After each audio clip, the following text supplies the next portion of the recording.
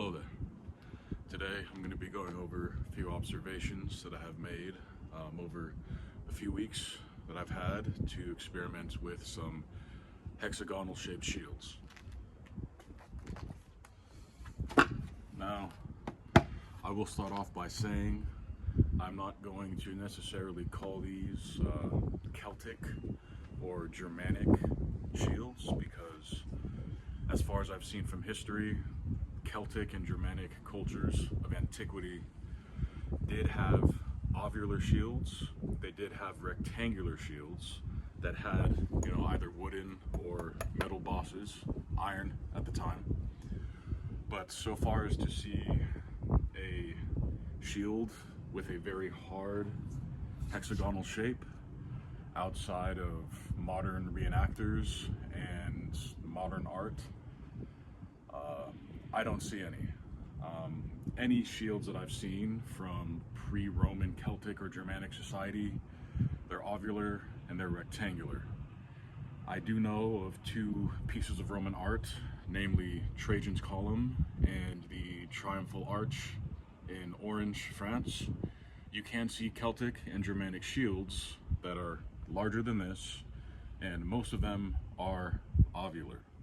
There are some, if you look at them, they do have a soft hexagonal shape, but they're not as hard lined as this, especially on the midsection where the boss lies. So there's a lot of different variations to Celtic and Germanic shields, while these two that I have made are inspired by those. This shape specifically, at this size, at this weight, I just can't say for sure from historical examples that they were like this.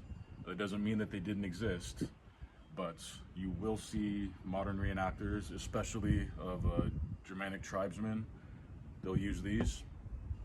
I think that's fine. They are valid shields. I just don't know how prevalent or relevant they actually were in, European antiquity.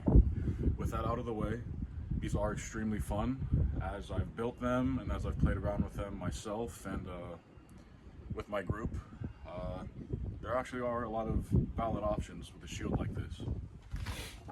To start, I made both of these shields out of pine. This one here, the red checkers, is 5 pounds. That yellow one down there is just underneath 5 pounds. Both of them are made with a vertical grip. I know that's especially a lot of the European center grip shields that were not round shields would have been held vertically. I chose horizontal because the idea of having my wrist bend back and forth like this, especially if there's pushing going on, there could be some wrist strain. How right or wrong I am, I'll find out.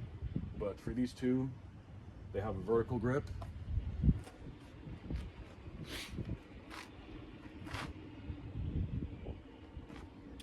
£5 is not that heavy, but when 5 pounds is being held out like this and going up and down and back and forth, it starts feeling a lot heavier than 5 pounds pretty quick.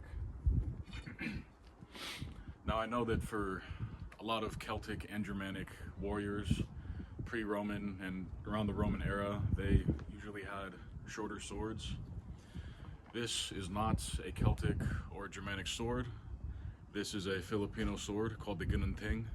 Most of my sword experience has been in Filipino martial arts, so that's what I'm using.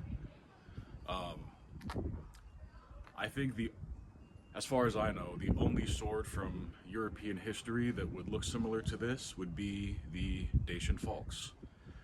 And the falx usually is two-handed. I have seen one-handed variations. I think that the biggest difference between the Filipino Ginunting and the Dacian falx is that the falx is going to have a much more radical curve at the end of the blade, regardless of how straight the majority of the blade is. This blade specifically, as with most Filipino blades, is a slash and thrust kind of weapon, and this very subtle curve, this beak at the end, is very much made for a chopping or a picking kind of motion, along with all of the fluid strikes that it's able to execute. So with this kind of simulating my Celtic or my Germanic short sword if you will, regardless of what it was named at the time, in combination with a shorter, smaller, lighter shield that was made more for the individual warrior rather than a larger shield that was meant to be in a more effective shield wall with other individuals. We have something that's a little more mobile that can be used with the shorter sword.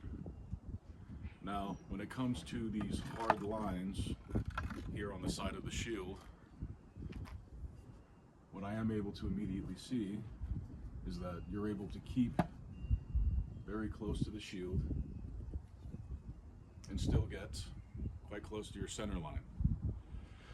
Now, if your opponent is also right-handed, and if your shield is over here to protect you, you're probably going to be mostly on this side of the shield.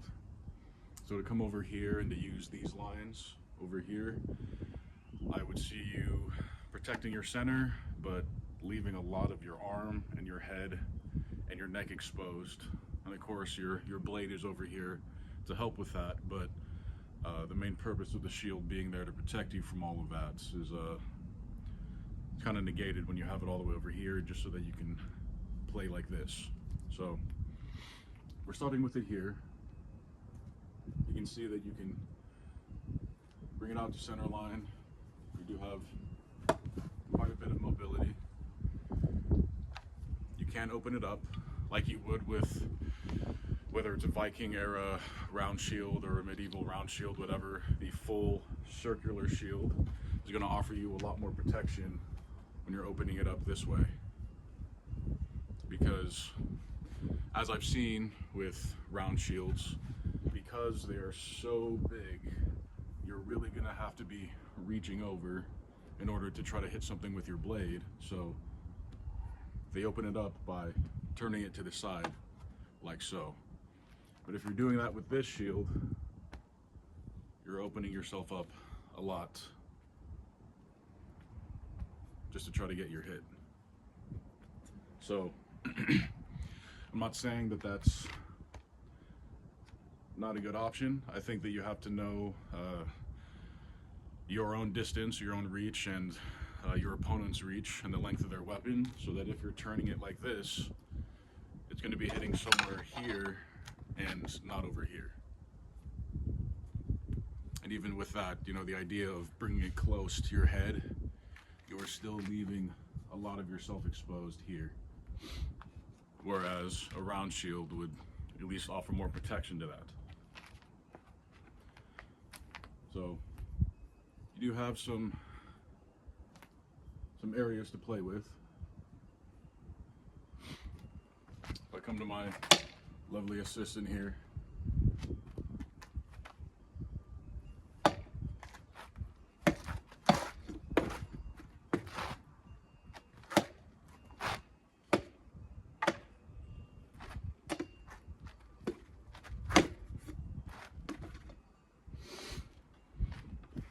so can we say that these shields look exactly like this in history? Maybe, we're not for sure, but they are very fun. It is a valid shield, just how historical is it? That's another story. The kind of play that my group and I have had with these, we're a small group, they're very fun. I do encourage you to try it out and make your own. I've seen a lot of creators make hexagonal shaped shields, but they're larger and they are more of a vertical grip. And as far as I've seen them say is that because it is larger, therefore heavier, because they're holding it in this orientation with the the horizontal grip, they're never really having to raise it up much more than here. And they do have most of this area here protected because it is so long. And so they're not really having to lift it up more than this to protect themselves, especially if they had helmets or they simply just backed up while they did it. The purpose with this one being lighter is that there is a bit more mobility with the entire thing. Gives them more options to explore in that way. That's about all I have to share for today.